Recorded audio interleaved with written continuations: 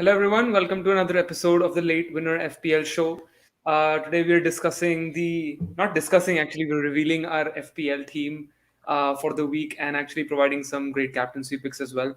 Hopefully, it turns out to be a good week. I think, Rohil, we've had a had a couple of off weeks. We've fallen down the the overall ranking as well in the last couple of weeks, but maybe we can come back in this game week. What do you think? A couple of weeks here and there are expected. No, you can't expect to have all good weeks, right? So it's good. The good thing is that the games are going to be coming thick and fast. So hopefully we'll have we'll rack up some Yep. more points in the next fight in the next month. Yep. But before we do proceed, make sure that you like, share, and subscribe to the Late Winner Show. Please make sure that you follow us on Instagram and Twitter as well for more football content that is coming along on the show. Yeah. With that being said, let's get started.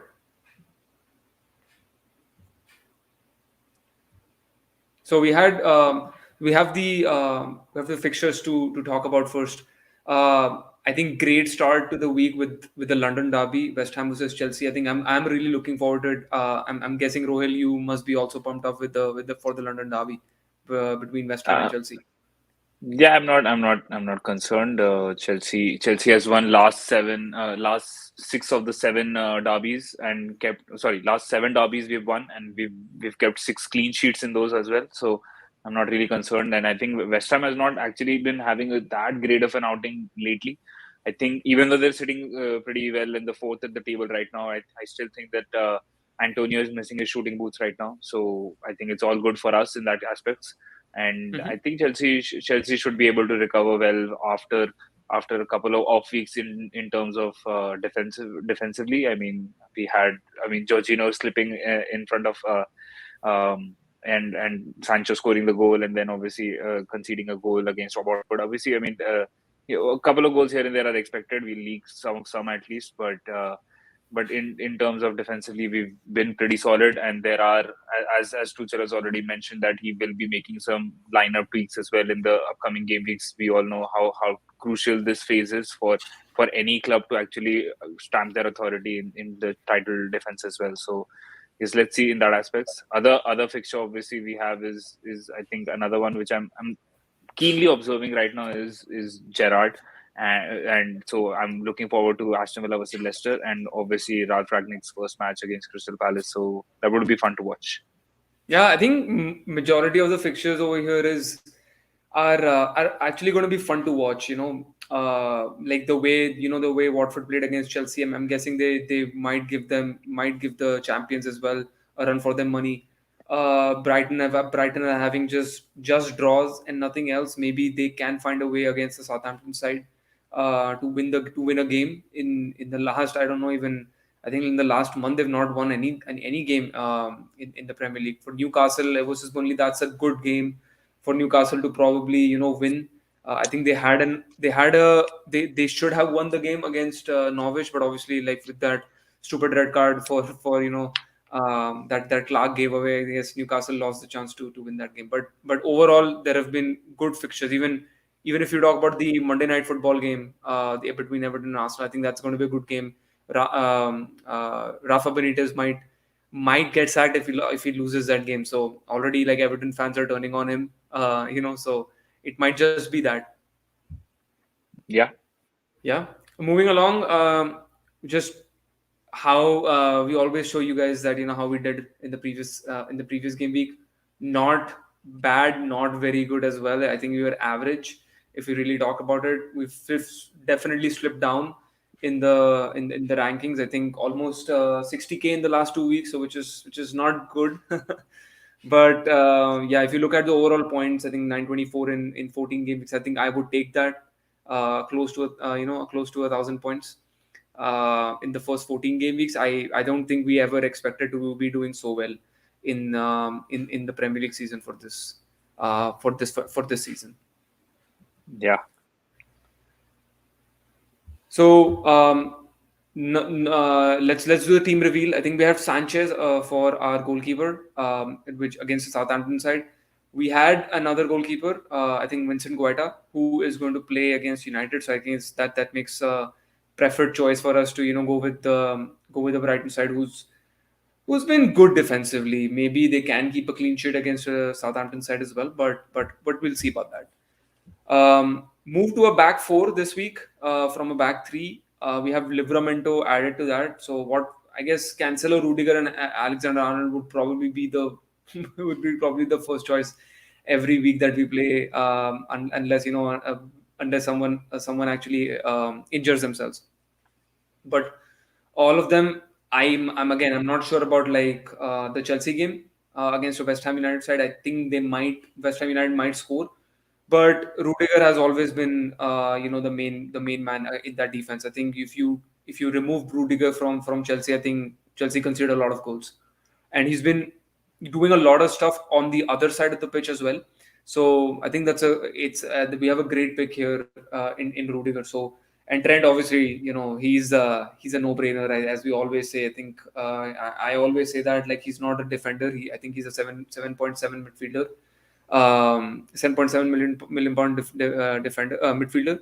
And then lastly we have Livramento, who plays against the Brighton side again. Yeah, so not expecting too many goals in that game, but hopefully both of them can keep a clean sheet for us, and maybe the 0-0 draw, and both of us provides the points. Now that I said it, now probably it won't happen. I mean, in midfield we have Raphinha, Bowen, Cornet, and Salah.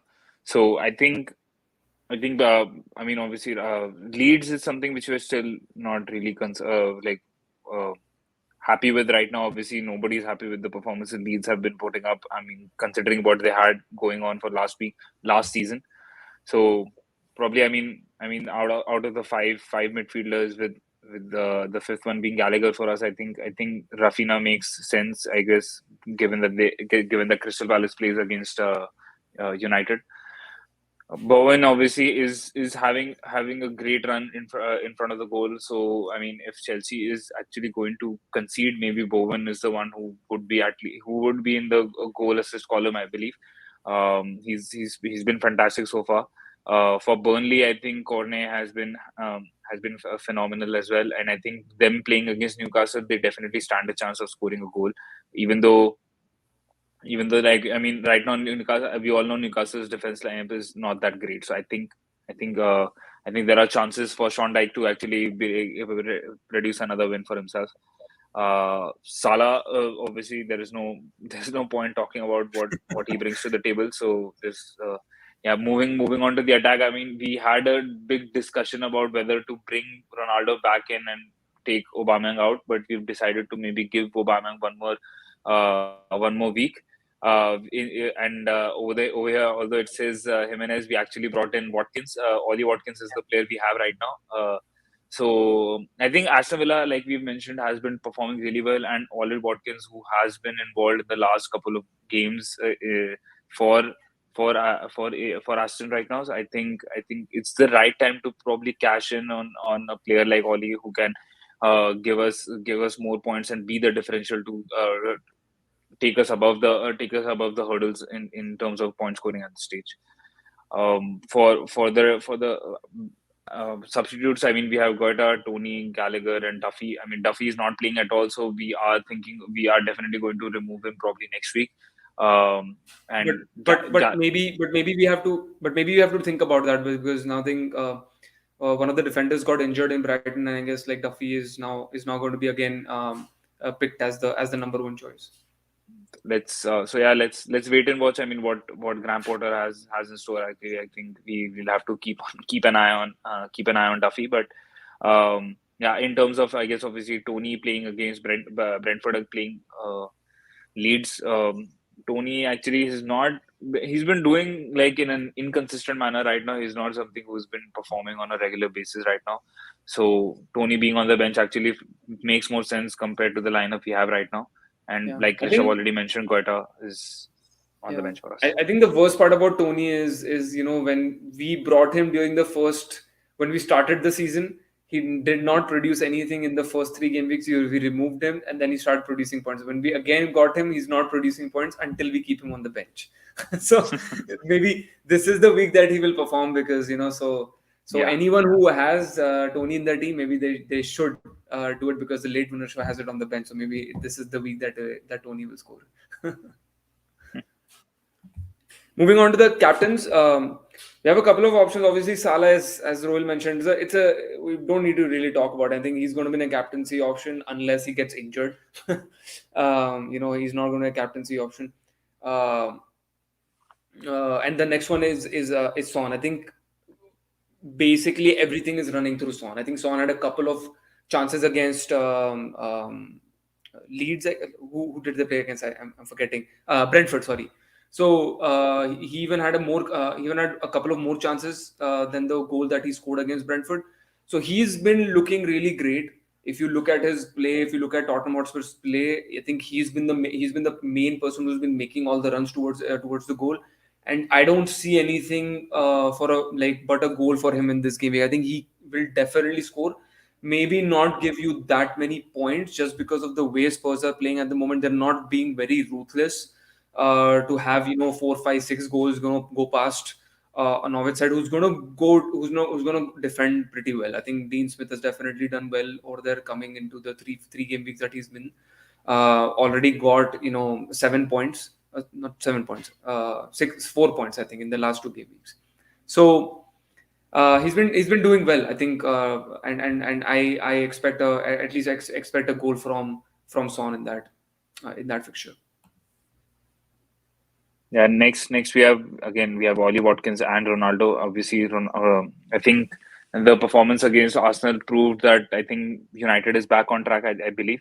And you could see the glimpses of Rangnick's pressing play in that match as well. So I think United is up for the challenge in that aspect, and they are ready for it. So I think now we'll see a much better, improved performances. So Ronaldo has, when United actually is attacking, Ronaldo is definitely involved in those goals. So I think he's definitely a number one choice, I would say, for a lot of people who don't want to maybe captain Salah, I guess, and go for a player captain who want to go for a captain who is different in those aspects. The other, like I've already mentioned about Ollie Watkins. I mean, they play against Leicester, so I think Aston Villa definitely has a great chance. Leicester is definitely struggling defensively, so Ollie Watkins might score a goal or two. So if you want to go for a punt, like if you want to go for a captaincy, where you're thinking out of back, I mean, we've all seen throughout the season people picking captains just out of the whim and still being able to produce points for themselves. So maybe Watkins could be this week for you guys as well. So yeah. Great. I think that was it from our side. I hope that you like the video, and if you do, please make sure that you like, share, and subscribe to the Late Winner Show. Hit that like button if you like what you see, and also not forget to click on the bell icon to know when we go live or we upload a new video on our channel as well. That being said, again, Rohil, thank you so much once again for coming onto the show and revealing the team for the Late Winner Show. All the best to everyone for the upcoming game week, and I hope everyone does well. We'll see you next week with the new watch list differential and our team selection videos. All right, good night.